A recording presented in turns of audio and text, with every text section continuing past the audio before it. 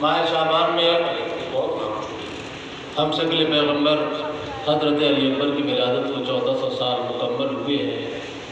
اسی کی یاد میں آج یہ سیمینار جامع بقیت اللہ میں منعقد ہے اور آپ اس میں شرکت فرما رہے ہیں۔ ماہ شعبان کی جو عظمتیں ہیں، جو اس کی فضیلتیں ہیں، جو اس کی برکتیں ہیں، وہ آپ سب کے پیش نظر ہیں۔ شاید ان فضیلتوں کی اور ان عظمتوں کی ایک وجہ یہ بھی ہو کہ ایسی شخصیات کی آمد ہے اس مہینے میں، اور اسی مہینے کو پیغمبر نے خود اپنی ذات کی جانب منسوخ کیا ہے۔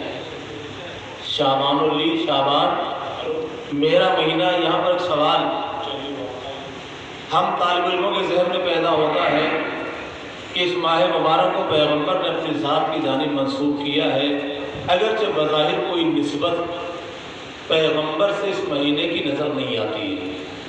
نہ آپ کی تاریخ ولادت اس مہینے میں ہے، نہ آپ کی تاریخ وفات اس مہینے میں ہے، نہ آپ نے جو مارکے اسلام کے نام پر لڑے ہیں وہ مارکے بھی اس مہینے میں نہیں ہیں۔ مگر اس کے باوجود سرکار ختم مرتبہ پیغمبر اسلام حضرت محمد مصطفیٰ صلی اللہ علیہ وآلہ وسلم نے اسے اپنی ذات کی جانب منسوخ کیا ہے۔ ظاہر بات کوئی مسئلہ تو ہوگی، کوئی سبب تو ہوگا کہ جس کی بنیاد پر پیغمبر نے اس مہینے کو اپنی ذات کی جانب منسوخ کیا ہے۔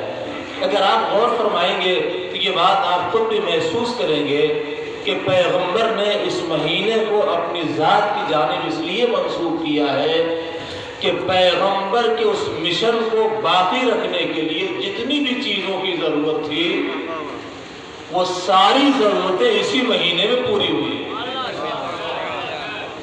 توجہ فرمایا۔ آپ سے بھی ایک بات اپنے نوجوان بھائیوں اور اپنے بچوں کی خدمت میں پیش کرنا ہے کہ ماہ شعبان کو پیغمبر نے اپنی ذات کی جانب منسوخ کیا ہے، اور اس کی علت یہ ہے کہ جتنی بھی چیزیں پیغمبر کے مشن کو بچانے کے لیے ضروری تھیں وہ ساری چیزیں پیغمبر کو اللہ نے اسی مہینے میں عطا فرمائی ہیں۔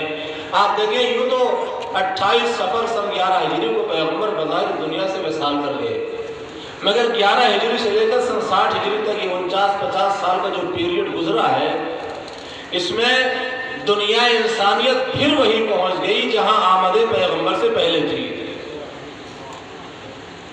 اس لیے کہ ایک علاقے سے یہ آواز بلند ہو گئی، نہ کوئی وحی آئی ہے، نہ کوئی رسول آیا ہے، نہ کوئی کتاب آئی ہے، نہ کوئی دین آیا ہے۔ 50 سال کے اندر یہ تبدیلی آئی ہے دنیا میں، یعنی آمد پیغمبر سے پہلے جہاں دنیا تھی وہی پیغمبر کے جانے کے 50 سال کے بعد پھر پہنچ گئی۔ اب ضرورت تھی ایک انقلاب کی، اب ضرورت تھی ایک انقلاب برپا کرنے کے لیے۔ میں بچوں کے لیے اس کی وضاحت کر دوں، انقلاب کہتے ہیں کہ جو کچھ بھی ذہن و دل و دماغ میں چل رہا ہو اسے پلٹ دینا۔ تو حالات، تاریخ، زمانہ سب آپ کے پیش نظر ہے۔ اب ضرورت ہے انقلاب کی۔ انقلاب کے لیے سب سے پہلی ضرورت کا نام ہے کسی شخصیت کا ہونا، کسی پرسنالٹی کا ہونا، کسی ذات کا ہونا، کسی کیریکٹر اور کردار کا ہونا۔ دوسری ضرورت انقلاب کے لیے یہ ہوتی ہے کہ جب انقلاب برپا کیا جائے تو اسے بچانے والا بھی، اس کا محافظ بھی ہو۔ تیسری ضرورت انقلاب کے لیے طاقت اور قوت کی ہوتی ہے۔ انقلاب بغیر طاقت اور قوت کے نہیں برپا کیا جا سکتا ہے۔ اور چوتھی ضرورت ہوتی ہے انقلاب کے لیے ایک تصویر کی۔ 4 چیزوں کی ضرورت ہے انقلاب لانے کے لیے۔ دنیا میں ساری برائیاں پیدا ہو گئی ہیں، ہر چیز کا انکار کیا جا رہا ہے۔ سب سے پہلی ضرورت ہے شخصیت کی۔ اللہ نے آواز دی، میرے حبیب ہم نے شخصیت کے طور پر 3 شعبان کو تمہیں حسین دیا۔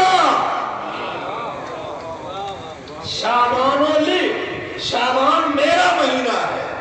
شخصیت کے طور پر اللہ کے رسول کو اللہ نے حسین جیسی شخصیت دی، انقلاب کے لیے ضرورت تھی محافظ کی، لہذا آباد قدرت آئی۔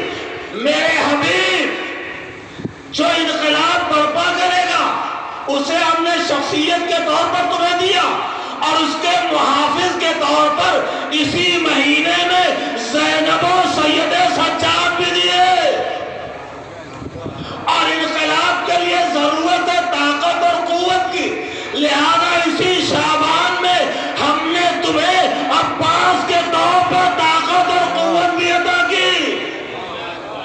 اور انقلاب کے لیے ضرورت ہے ایک تصویر کی، تاکہ وہ تصویر دنیا کو بتائے کہ ہم انقلاب کیسا لانا چاہتے ہیں۔ لہذا شعبان میں 11 شعبان کو ہم نے ایک تصویر بھی دی، تاکہ وہ تصویر دنیا کے سامنے آئے اور دنیا انسانیت یہ سمجھتی جائے کہ ہم کس کے مشن کو زندہ کرنا چاہتے ہیں، ہم کس کے دین کو عام کرنا چاہتے ہیں۔